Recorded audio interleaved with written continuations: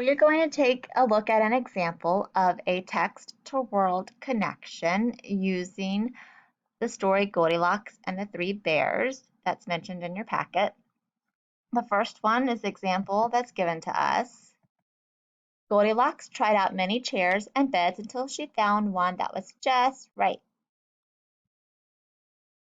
When I think of the real world, this reminds me of when people go shopping in stores and try out furniture before they buy it.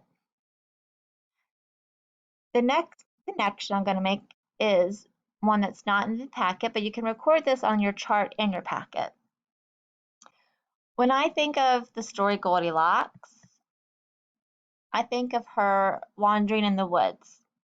And this makes me think about the real world and reminds me of how people like to go outside and explore nature. Another connection I can make is in the story, the bears get upset when they see someone has eaten their food and has used their chairs and beds without asking.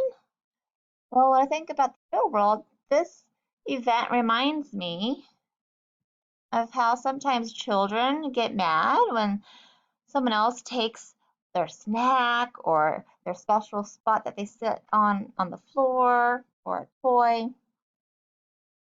So now I'm going to take these connections and turn them into sentences using the sentence starters from the packet. The first example is the one given to us. It says, Goldilocks trying out chairs and beds happened in real life when people go to the store to try out and purchase new furniture. Goldilocks wandering in the woods happens in real life when people go outside to explore nature. And the bears getting upset when Goldilocks ate their food and used their chairs and beds happens in real life when children get mad at other children for taking their snacks or special spot. You can record one of these examples in the space that's provided on your packet.